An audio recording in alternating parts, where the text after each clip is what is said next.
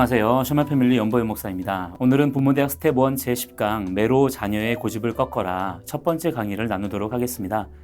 지난 강의에서 우리가 고집에 대해서 굉장히 심도 깊은 이야기를 나누었었는데요.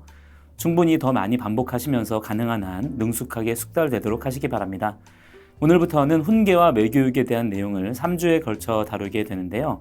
그냥 하는 얘기가 아니라 지난 9강 강의를 기반으로 진행이 되기 때문에요. 그 연결선상에서 수강해 주시기를 바랍니다. 먼저 1번에 보시겠습니다. 고집을 꺾는 세 가지를 기억하라 그랬죠? 자, 먼저 기억하셔야 될 것은 고집은 반드시 꺾어야 한다. 어릴 때 잠깐 고집 부리는 그것이 얼마나 대단한 영향력이 있겠는가 싶겠지만 절대로 그렇지가 않다는 것을 똑똑히 아셔야 됩니다.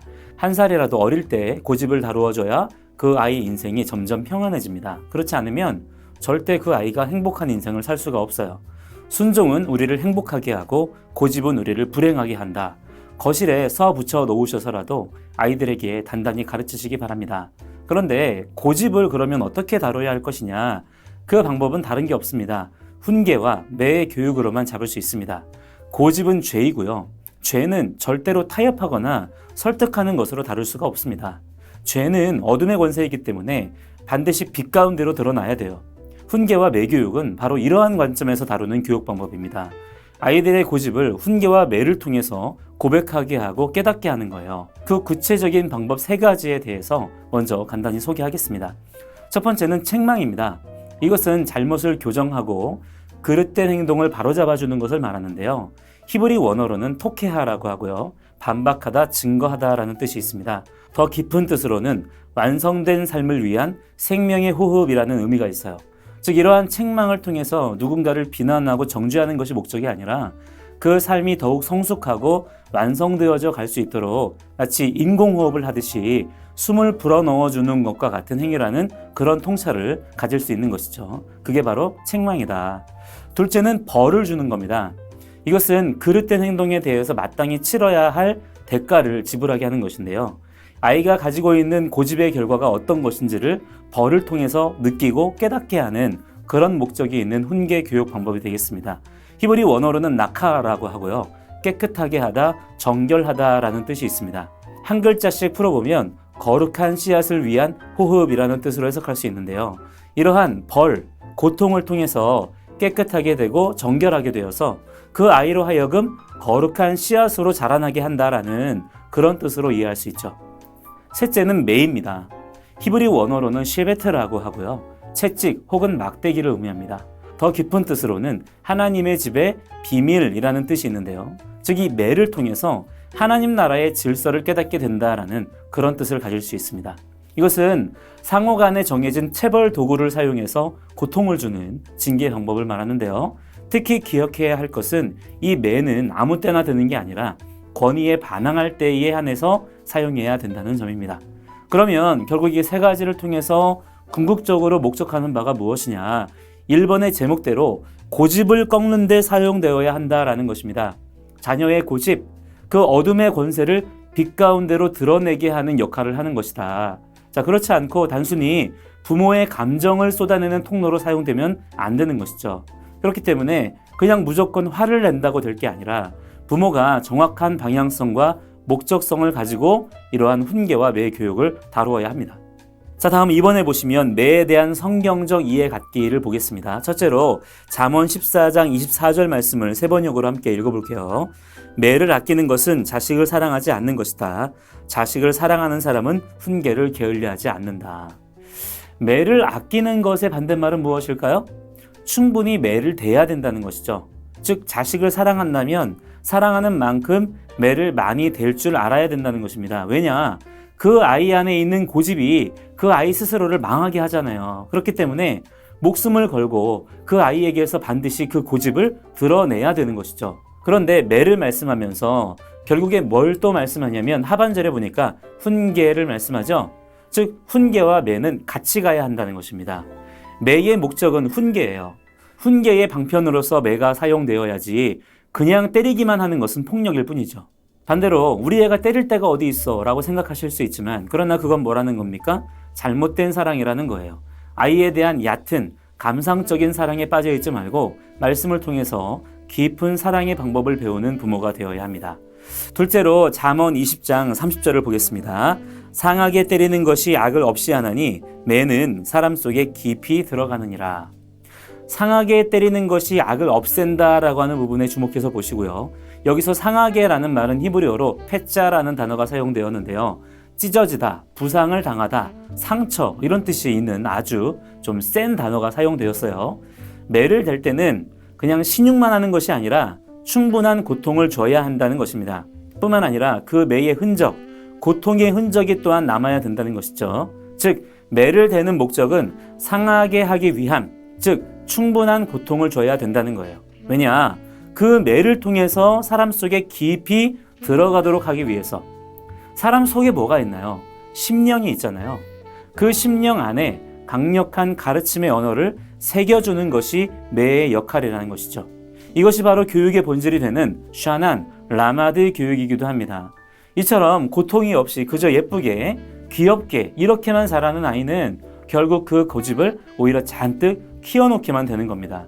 그래서 가급적 어린 나이부터 고집을 충분히 따끔하게 다뤄주어서 잘못된 사상이 그 안에 자리잡지 못하도록 가르쳐야 된다는 것입니다. 셋째로 이사야 1장 5절 말씀을 읽어볼게요.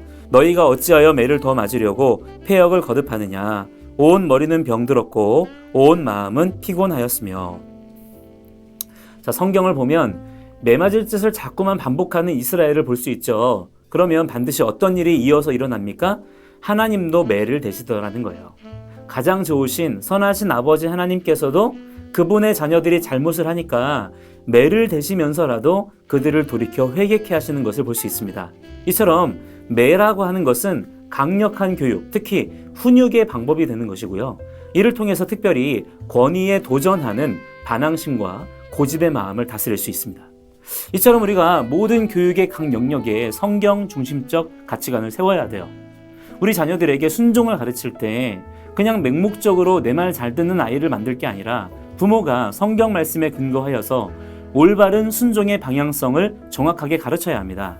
단순히 인간의 윤리학적, 교육학적 접근만으로는 분명한 한계가 있습니다. 성경은 막연하거나 모호하지 않습니다. 분명한 원리와 규칙과 방법을 제시해줘요. 그리고 그 말씀을 그대로 따라 걸어가는 것이 순종의 본질입니다. 그 순종을 통해서만 말씀의 능력을 경험할 수 있게 되는 거예요. 그렇지 않고 그냥 무슨 유행을 바라듯 혹은 그냥 남들이 좋다고 하니까 그것 따라하고 하는 식의 그런 식으로는 아무런 변화도 기대할 수 없다.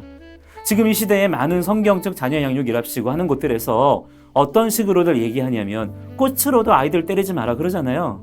그러면서 요즘에는 또 아이들의 정서적 학대가 이슈화 되면서 아이들에게 상처될까봐 부정적인 말들 또는 불편한 표현들도 하지 말라는 거예요. 그런 내용들이 기독교 교육에서 당연한 듯이 풀어지는 것을 보면서 생각해보게 되는 것은 과연 말씀 중심 교육 연구인가 아니면 교육 중심 말씀 연구인가 하는 것입니다. 그 핵심, 중심에 과연 무엇을 두고 있느냐 하는 것이죠. 성경이 말씀하는 바를 있는 그대로 받아들이고 내 고집을 먼저 내려놓아야 자녀 양육이라고 하는 것도 믿음으로 가능한 것입니다. 그렇지 않으면 성경적 자녀 양육이라고 하는 것은 한 발자국도 뗄 수 없는 거예요. 자, 정확하게 합시다. 성경은 뭐라고 말씀합니까?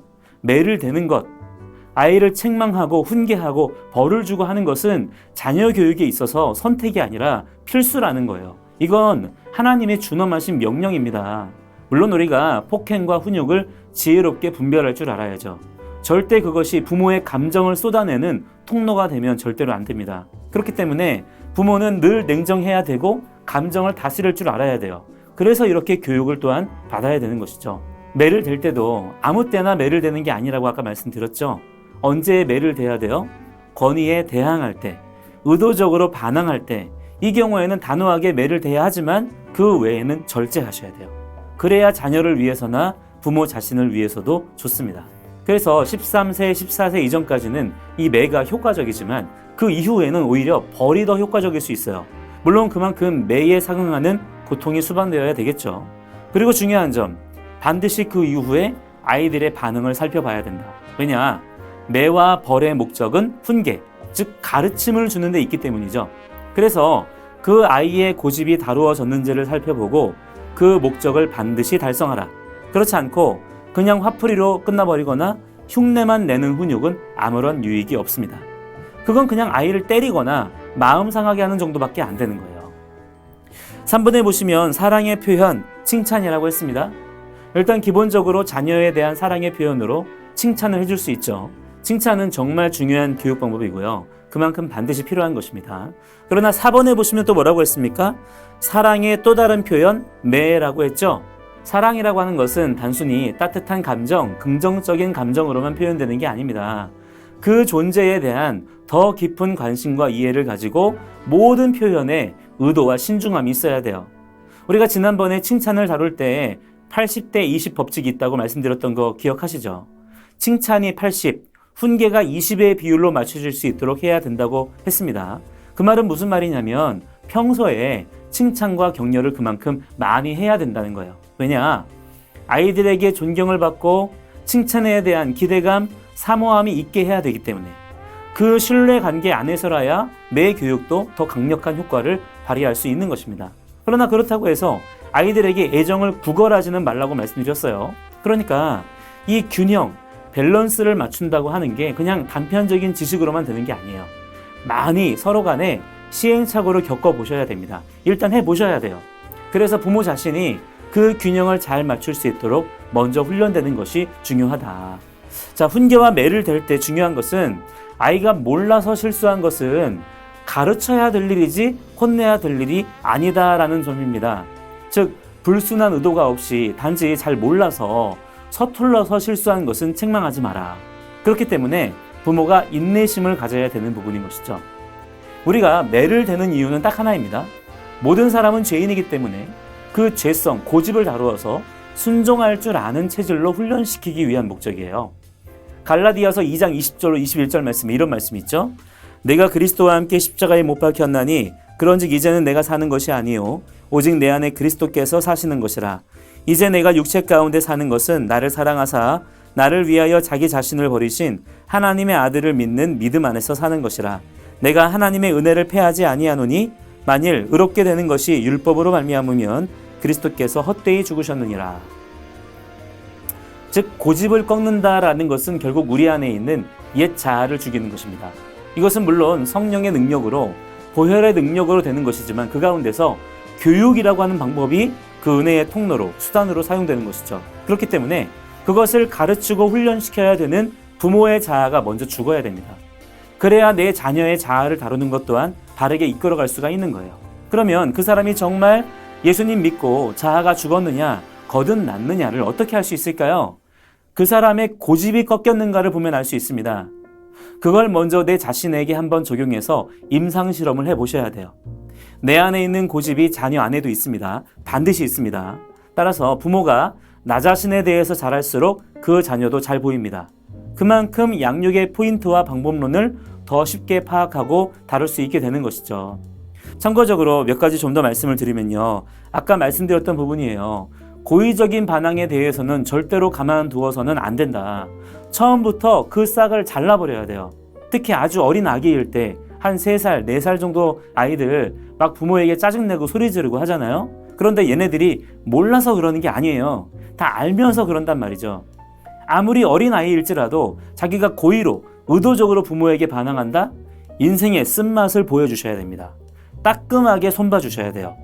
직결 처분으로 아주 단호하고 무섭게 혼내주셔야 그 마음이 더 이상 자라지 않습니다. 실제로 출애굽기 21장 14절, 민수기 15장 30절, 시편 19편 13절, 잠언 23장 13절 같은 말씀들을 한번 찾아서 밑줄 쳐가며 읽어보세요. 성경은 고의로 지은 죄에 대해서는 아주 무섭게 다루고 있다는 사실을 알게 되실 겁니다. 자, 또 하나는 뭐냐면 매를 댈 때 절대로 손으로 발로 하지 마라. 반드시 도구를 사용해야 돼요. 회초리. 부모 자식 간에 서로 약속된 체벌 도구를 사용해야 됩니다. 잠언 22장 15절, 29장 15절을 한번 참고해서 읽어보시고요. 히브리서 12장 6절, 사무엘하 7장 14절도 한번 찾아서 밑줄 쳐가며 읽어보시기 바랍니다. 마지막으로 부모들이 매를 못 대는 이유들을 크게 3가지 말씀을 드릴게요. 첫째는 매에 대한 확신이 안 서니까 그런 것이죠. 매의 성경적 의미가 뭔지, 목적이 뭔지, 어떻게 때려야 하는지, 언제 때려야 하는지 이런 것들에 대한 확신이 안 서니까 매를 정확하게 대지 못하는 거예요. 둘째는 매를 들었다가 혹 아이들과 관계가 멀어질까 두렵기 때문입니다. 그러나 절대로 그렇지 않습니다. 부모가 매를 대서 아이들과 멀어지는 게 아니라 그 반대예요. 매를 안 대면 그 자식은 부모를 업신여기고 수치스럽게 하는 자가 됩니다. 그게 우리를 지으신 하나님의 가르침이에요. 셋째는 매를 들지 말라고 하는 주변인들 그리고 소위 전문가들이 너무 많기 때문이죠. 특히 교회 안에 예를 들어서 꽃으로도 때리지 마라 그러잖아요. 그 근거를 한번 그런데 파헤쳐 보세요. 그러면 정확하게 뭐가 나오는지 아세요? 진화론과 인본주의 그리고 사회주의 이념이 나옵니다. 끝으로 잠언 3장 11절 12절 말씀을 세 번역으로 읽고 마치도록 하겠습니다. 아이들아 주님의 훈계를 거부하지 말고 그의 책망을 싫어하지 말아라. 주님은 당신이 사랑하시는 사람을 꾸짖으시니 마치 귀여워하는 아들을 꾸짖는 아버지와 같으시다. 여러분 우리가 착각하지 말아야 됩니다. 과연 내 자녀를 진실로 사랑하는 분이 누구실까요? 정말 내 자녀를 내가 진실로 사랑하고 있다고 생각하십니까? 오히려 내가 주는 사랑은 너무 이기적이고 기회주의적이고 편협하지 않나요? 내가 하나님보다 더 자녀를 사랑하고 잘 안다는 생각, 무지함이며 교만함입니다. 자녀를 칭찬하고 훈계하는 교육에도 하나님을 경외하는 지식을 먼저 세우시기 바랍니다. 그래야 우리가 이 악한 세대 가운데에서 구별되는 가운데 주님의 귀한 자녀들을 바르게 양육할 수가 있습니다. 자, 오늘 강의는 여기서 마치도록 하겠습니다. 한 주간 동안 믿음으로 승리하세요. 감사합니다.